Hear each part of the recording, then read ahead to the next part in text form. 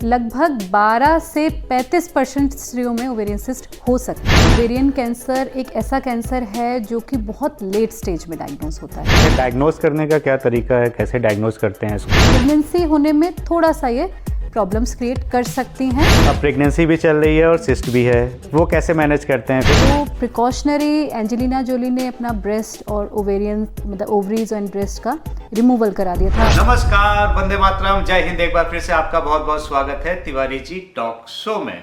कैसे हैं आप? तो आज जो बात करने जा रहे हैं हम लोग वो है ओवेरियन सिस्ट, यानी कि अंडेदानी में होने वाली गांठों के बारे में। महिलाओं में आमतौर पे बहुत ज़्यादा पाया जाता है। क्या कॉम्प्लिकेशंस होती हैं, क्या सिम्टम्स होते हैं, क्या ट्रीटमेंट है, इन सब सवालों का जवाब आज डॉक्टर नेहा हमें देने वाली हैं। लेकिन अगर अभी तक आपने तिवारी जी टॉक शो को सब्सक्राइब नहीं किया है तो सब्सक्राइब कर दीजिए और आगे कौन कौन से एपिसोड आप देखना चाहते हैं ये भी बताइए। तो डॉक्टर नेहा, आज सबसे पहले तो बताइए ओवेरियन सिस्ट क्या होती है और इसके होने के क्या क्या कारण होते हैं? धन्यवाद तिवारी जी, मुझे फिर एक बार तिवारी जी टॉक शो में बुलाने के लिए। ओवेरियन सिस्ट यानी अंडेदानी की गांठें। अंडेदानी में यदि कोई भी गांठ बनती है, यदि वो पानी की हो या सॉलिड गांठ हो, तो वो ओवेरियन सिस्ट की कैटेगरी में आती है। ओवेरियन सिस्ट बहुत कॉमन है। ओवेरियन सिस्ट आजकल हर किसी को सुनने में आता है कि ओवेरियन सिस्ट हो गई। लगभग 12 से 35% स्त्रियों में ओवेरियन सिस्ट हो सकती है। सबसे ज़्यादा ये पाई जाती है रिप्रोडक्टिव एज ग्रुप में, यानी माहवारी शुरू होने के बाद और मेनोपॉज से पहले। लेकिन रेयर केसेस में बच्चों में भी ये पाई जा सकती हैं और मेनोपॉज के बाद भी पाई जा सकती हैं। ओवेरियन सिस्ट होने के कारण बहुत सारे होते हैं।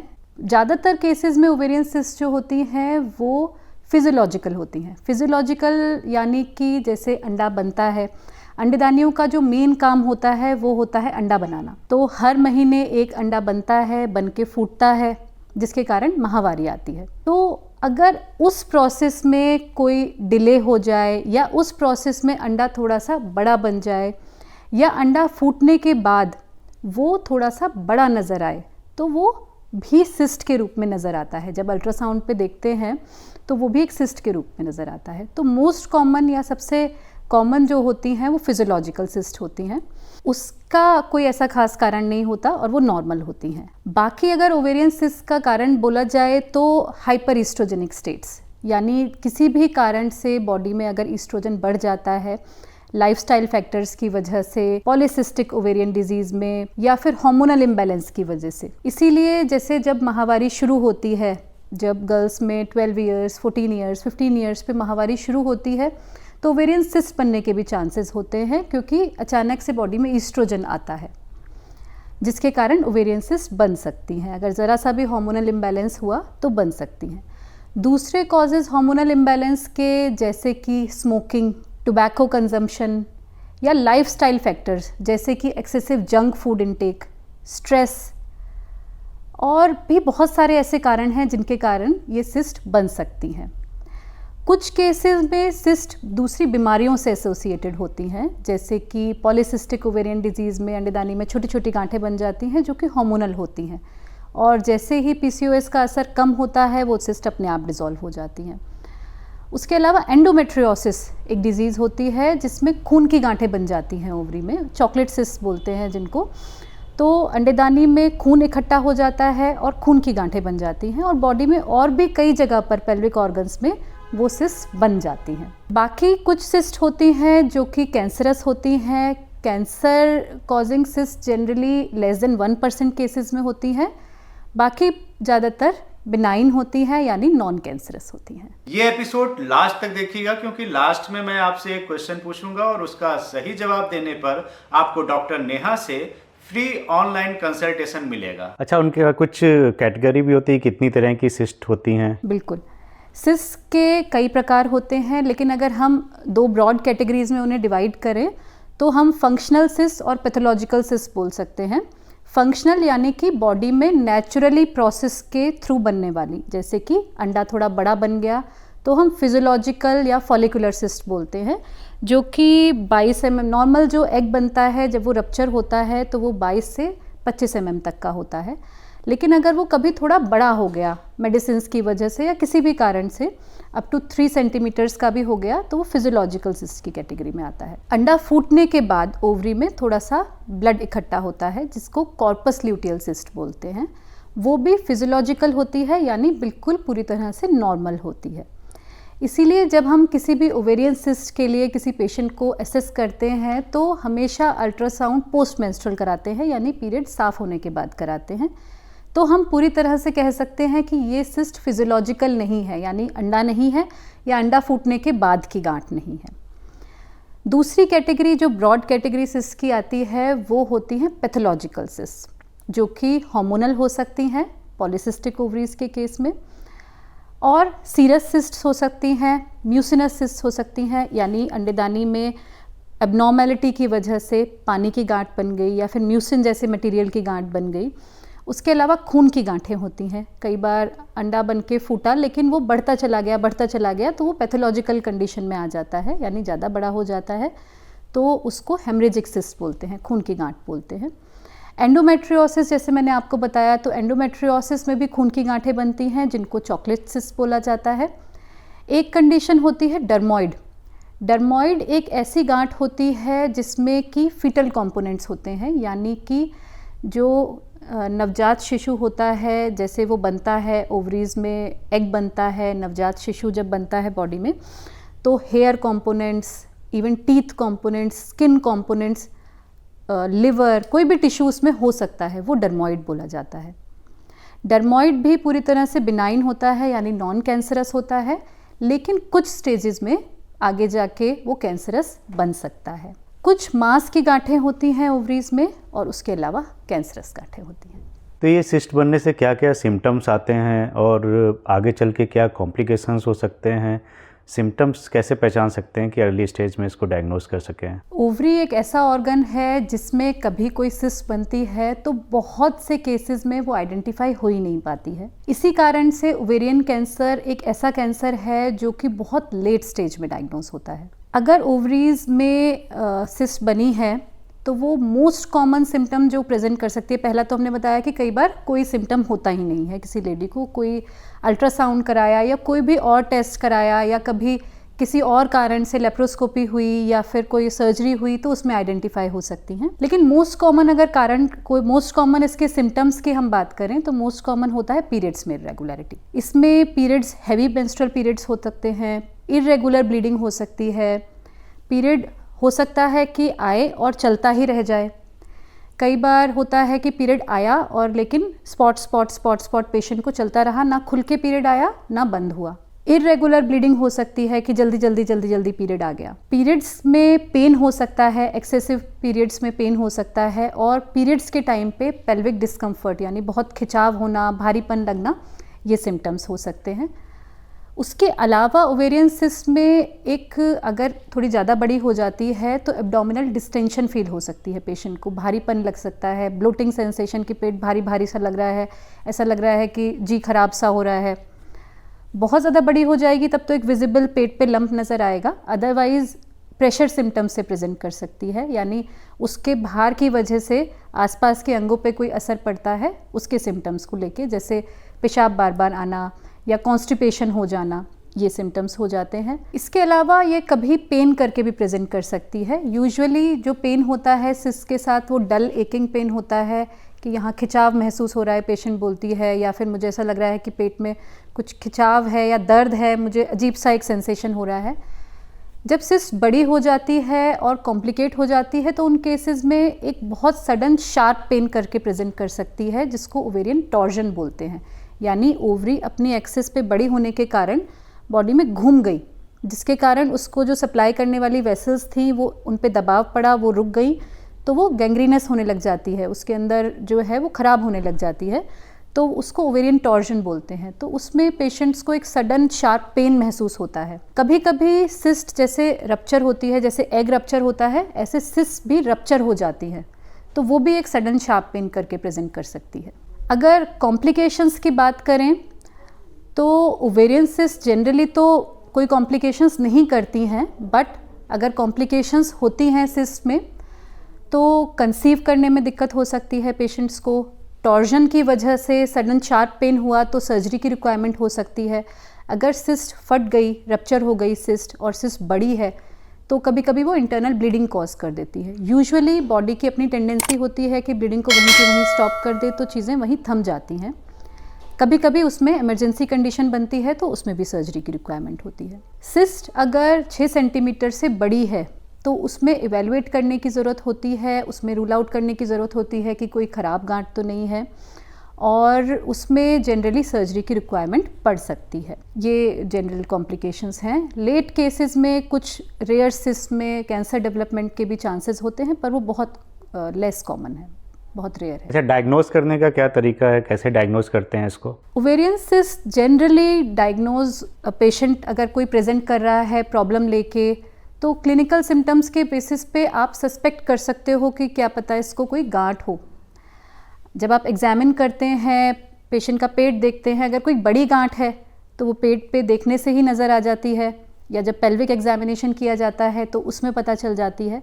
लेकिन मोस्ट कॉमन डायग्नोसिस या मोस्ट इम्पॉर्टेंट डायग्नोस्टिक टूल होता है अल्ट्रासाउंड। एब्डोमिनली या वेजाइनली, जैसे पर वेजाइनल अल्ट्रासाउंड होता है तो उसमें बहुत अच्छे से डायग्नोसिस बन पाती है कि कोई ओवेरियन सिस्ट है, वो सिंपल सिस्ट है या कॉम्प्लिकेटेड सिस्ट है या फिर कोई कैंसरस सिस्ट तो नहीं है। जिन केसेस में सस्पिशन होता है तो उन केसेस में MRI या CT स्कैन कराया जाता है और आगे के टेस्ट कराए जाते हैं, जैसे CA-125 टेस्ट होता है, और भी बहुत सारी जांचें होती हैं जो कि सिस्ट के अकॉर्डिंग कराई जाती हैं। अच्छा, इसमें कई बार देखा गया है कि शादी के बाद में अचानक से पता चलता है, डायग्नोज होता है कि सिस्ट है, उसकी वजह से कंसीव नहीं कर पाते हैं प्रेगनेंसी। तो इसका मतलब को रिलेट करें, अगर कंसीव करने में तो दिक्कत आती है? देखिए, सिंपल सिस्ट यूजुअली प्रेगनेंसी होने में कोई दिक्कत नहीं करती है, लेकिन पैथोलॉजिकल सिस्ट होती है किसी भी तरीके की तो वो प्रेगनेंसी हैम्पर कर सकती है। पॉलीसिस्टिक ओवरीज हैं तो उसमें भी थोड़ी हेल्प की रिक्वायरमेंट होती है। पेशेंट को वेट लॉस करना होता है, अपने हार्मोन्स को रेगुलराइज करना होता है। इन केस डर्मॉइड होता है तो डर्मॉइड को हमेशा कॉशन से डील किया जाता है और कोशिश करी जाती है कि इसको जल्द से जल्द बॉडी से निकाल दिया जाए। बाकी बात करें सिस्ट एडिनोमास की तो उन्हें भी जनरली मेडिसिन से पहले कोशिश करते हैं, अप टू 6 सेंटीमीटर कोई भी गांठ होती है तो हमेशा कोशिश करा जाता है कि उसे पहले घोल दिया जाए। प्रेगनेंसी होने में थोड़ा सा ये प्रॉब्लम्स क्रिएट कर सकती हैं, बट कोई परमानेंट हैम्पर नहीं करती। अगर इन सिस्ट को पहले ट्रीट कर दिया जाता है या फिर निकाल दिया जाता है तो प्रेगनेंसी होने में कोई दिक्कत नहीं आती। तो डॉक्टर नेहा, इसमें क्या कुछ जेनेटिक भी होता है कि माँ को है तो बेटी को भी हो सकता है, ऐसे कुछ चांसेस रहते हैं? ओवेरियन कैंसर्स में बहुत इम्पॉर्टेंट है फैमिली हिस्ट्री। आपने नाम सुना होगा हॉलीवुड एक्ट्रेस एंजेलिना जोली का। हाँ, कौन नहीं जानता। तो उनकी मदर को ये जीन पॉजिटिव था और उनकी डेथ भी इस कैंसर के कारण हुई। अच्छा, ब्रेस्ट कैंसर के कारण। ओके। तो ये एक ऐसा जीन है, और भी बहुत से जीन्स होते हैं जिनमें स्ट्रॉन्ग फैमिली हिस्ट्री होती है कि अगर माँ को है तो बहन को होना या बेटी को होना, इस तरीके से चांसेस बहुत हाई हो जाते हैं। ऑलमोस्ट 20 to 30% तक रिस्क हाई हो जाता है। तो प्रिकॉशनरी एंजेलिना जोली ने अपना ब्रेस्ट और ओवेरियन मतलब ओवरीज एंड ब्रेस्ट का रिमूवल करा दिया था आफ्टर अ सर्टेन एज। मतलब ऐसे ही बिना कुछ कॉम्प्लिकेशन के ही? हाँ, बिल्कुल। जीन पॉजिटिव होने की वजह से उन्होंने अपना इस तरीके से कैलकुलेट किया कि उनको ब्रेस्ट कैंसर होने का रिस्क जनरल पॉपुलेशन से ऑलमोस्ट 70 to 80% ज़्यादा था। ओवेरियन कैंसर्स होने का risk up to age of 70 almost 40 to 50% था। तो उन्होंने एक वाइज डिसीज़न लिया और ब्रेस्ट और ओवरीज को निकलवा दिया। तो इतना ज़्यादा स्ट्रॉन्ग है फैमिली हिस्ट्री का रोल।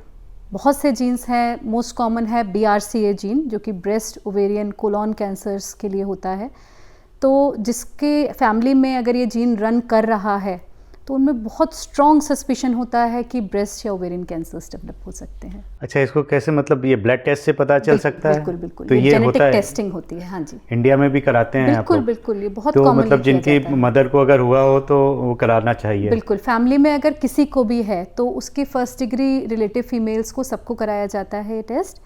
जैसे अगर मदर को है तो बेटी को और सिस्टर्स का ये करा जाता है। तो अब अगर ट्रीटमेंट की बात करें इसका, तो ट्रीटमेंट क्या है? अगर फिजियोलॉजिकल सिस्ट हैं तो उसमें जनरली कोई ट्रीटमेंट की रिक्वायरमेंट नहीं होती है। वो बॉडी में जैसे नेक्स्ट साइकिल आती है या उसकी नेक्स्ट साइकिल आती है तो वो अपने आप रिजॉल्व हो जाती हैं। अगर पेशेंट को उसके साथ पेन हो रहा है या कोई और कॉम्प्लिकेशन हो रही है तो उन केसेस में simple antibiotics, anti inflammatory drugs according to patient symptoms दी जा सकती हैं। अगर पेन है तो उसके लिए मेडिसिन दी जा सकती हैं। हैवी पीरियड्स है तो उसके लिए साइक्लिक पिल्स, हार्मोनल पिल्स वगैरह दी जा सकती हैं। अगर बाकी सिस्ट की बात करें, पैथोलॉजिकल सिस्ट की बात करें, तो पीसीओडी वाली सिस्ट का ट्रीटमेंट पीसीओडी के अकॉर्डिंग होता है। एंडोमेट्रियोमास का ट्रीटमेंट बिल्कुल अलग होता है, उसमें जैसे एंडोमेट्रियोसिस होता है उसका ट्रीटमेंट होता है। बाकी सिस्ट में पहले अप टू 3 to 6 months हम मेडिसिन ट्राई कर सकते हैं। अगर 6 सेंटीमीटर से छोटी गांठ है और टेस्ट में कोई ऐसी दिक्कत नहीं लग रही है कि ये कोई ख़राब गांठ होगी या कोई कैंसरस गांठ होगी, तो सिंपल बेसिक ट्रीटमेंट से ठीक हो जाती हैं। अगर 6 सेंटीमीटर से बड़ी है या फिर अल्ट्रासाउंड फाइंडिंग्स में ऐसा लगता है कि ये कोई ख़राब गांठ है तो उसमें सिस्ट को निकालना ही बेहतर होता है, या तो लेप्रोस्कोपिकली, और इन केस ऑफ सस्पिशन अगर कैंसर का सस्पिशन होता है तो ओपन। तो कैंसर का अगर आपको लग रहा है तो पहले मतलब बायोप्सी कराएंगे, टेस्ट कराएंगे? ओवेरियन सिस्ट में बायोप्सी का ऑप्शन नहीं होता है क्योंकि वो पेट के बिल्कुल अंदर होती हैं, उसमें पूरी तरह से उनको निकाला ही जाता है। पहले टेस्ट से कंफर्म किया जाता है। बहुत सारे टेस्ट हैं जिनसे हम एक आइडिया लगा सकते हैं कि ये कैंसरस हो सकती है या प्री कैंसरस हो सकती है। कुछ अल्ट्रासाउंड फाइंडिंग्स होती हैं जिसके बेसिस पे हमें पता चल जाता मतलब है। ब्लड टेस्ट की बात कर रही हैं? ब्लड टेस्ट किए जाते हैं तो उससे पता चल जाता है, काफ़ी हद तक एक आइडिया लग सकता है। बाकी पेशेंट की फैमिली हिस्ट्री होती है। जेनेटिक डिजीज़ में जैसे BRCA जीन्स होते हैं जिनमें ब्रेस्ट एंड ओवेरियन कैंसर, जैसे किसी को ब्रेस्ट कैंसर की हिस्ट्री है या ओवेरियन कैंसर की फैमिली में हिस्ट्री है तो उसमें BRCA जीन टेस्टिंग कराई जाती है। तो उनसे एक हद तक आइडिया लग सकता है कि सिस्ट खराब गांठ तो नहीं है। अगर खराब गांठ नहीं है तो सिंपल लेप्रोस्कोपी से या मेडिसिन से उनको डिसॉल्व किया जा सकता है। अगर खराब होती है तो उसे निकालना, मतलब मेडिसिन से डिसॉल्व हो जाती हैं? काफ़ी सिस्ट मेडिसिन से डिसॉल्व हो जाती हैं। एक तो क्राइटेरिया है कि गांठ किस तरीके की है और दूसरा साइज क्राइटेरिया है। अच्छा, कभी कभी ऐसा होता है कि प्रेगनेंसी कंसीव किया और उसके बाद में जब अल्ट्रासोनोग्राफी कराया, अल्ट्रासाउंड कराया तो उसमें सिस्ट नज़र आ गई, तो अब प्रेगनेंसी भी चल रही है और सिस्ट भी है, वो कैसे मैनेज करते हैं फिर? देखिए, प्रेगनेंसी के शुरुआत में गांठ होना बिल्कुल नॉर्मल होता है। Up to first 3 months in fact ovary ही प्रेगनेंसी को बचा के रखती है। 3 months के बाद प्लेसेंटा डेवलप हो जाता है, आवल नाल डेवलप हो जाती है, तो प्रेगनेंसी को सप्लाई करने के लिए सारा काम प्लेसेंटा का हो जाता है, हार्मोन्स देने का काम। उससे पहले सारा काम ओवरी का ही होता है। तो ओवरी में एक छोटी सी पानी की गांठ बनती है जो कि सिंपल सिस्ट होती है और वही प्रेगनेंसी को मेंटेन करती है। आपने सुना होगा प्रेगनेंसी के इनिशियल फेज़ में बहुत सारे पेशेंट्स को इंजेक्शंस देने पड़ते हैं, तो वो उन केसेस में दिए जाते हैं जिनमें ओवरी इतना अच्छे से काम नहीं कर रही है और उसमें वो फिजियोलॉजिकल सिस्ट नहीं बन पाई है। लेकिन अगर वो गांठ ज़्यादा बड़ी हो जाती है या कोई पैथोलॉजिकल सिस्ट उसके साथ में होती है तो उसका ट्रीटमेंट देना पड़ता है प्रेगनेंसी के दौरान। लेकिन अगर गांठ छोटी है तो जनरली प्रेगनेंसी के दौरान उसको अवॉइड किया जा सकता है कोई भी ट्रीटमेंट देना, और जनरली ट्रीटमेंट की रिक्वायरमेंट नहीं भी होती है क्योंकि वो प्रेगनेंसी को कॉम्प्लिकेट नहीं करती हैं। इन केस गांठ ज़्यादा बड़ी है, 7 सेंटीमीटर्स, 9 सेंटीमीटर्स या उससे बड़ी है, तो उन केसेस में पेशेंट को थोड़ा सा प्रॉब्लम होने लग जाती है, प्रेशर सिम्टम्स फील होते हैं। जैसे जैसे यूट्रस बड़ा होता है तो पेशेंट को कहीं ना कहीं एक प्रेशर सेंसेशन आने लग जाती है। तो उन केसेस में रिस्क होता है जल्दी डिलीवरी होने का। Because of constant pressure delivery जल्दी करानी पड़ सकती है। डिलीवरी जल्दी मतलब कि मतलब टाइम पूरा होने से पहले ही सिजेरियन आप एडवाइस करते हैं? नहीं, सिजेरियन नहीं। पेशेंट्स को कई बार ऐसा होता है due to constant pressure pains बनने शुरू हो जाते हैं, अर्ली डिलीवरी के सिम्टम्स आने लग जाते हैं, तो इन केसेस में कई बार डिलीवरी जल्दी हो जाती है। मतलब नॉर्मल डिलीवरी भी होती है? नॉर्मल डिलीवरी भी हो जाती है। डॉक्टर नेहा, आखिरी में लास्ट में कुछ टिप्स अगर आप देना चाहें कि एक तो सिस्ट ये बने ही ना, तो वो उसमें क्या आपको लाइफ स्टाइल और क्या आप बता सकते हैं डूज एंड डोंट, तो वो बता दीजिए। ओवेरियन सिस्ट बहुत कॉमन है, 18 to 25% फीमेल्स में ओवेरियन सिस्ट हो सकती हैं। Most common ovarian cyst physiological होती हैं जो कि बॉडी का नॉर्मल फिजियोलॉजी है। और वो बिल्कुल नॉर्मल है। अल्ट्रासाउंड पे नज़र भी आती हैं लेकिन वो नॉर्मल होती हैं। ओवेरियन सिस्ट अगर आप चाहते हैं ना बने तो आप कुछ डाइट और लाइफस्टाइल को अपना अच्छा रखें, स्मोक ना करें, वॉक, योग, एक्सरसाइज रेगुलर करें, जंक फूड इंटेक अपना कम रखें, स्ट्रेस कम रखें, प्रॉपर स्लीप लें, और अगर आपकी फैमिली में कोई ऐसी हिस्ट्री है प्रीवियस तो अपना जेनेटिक टेस्टिंग कराएं।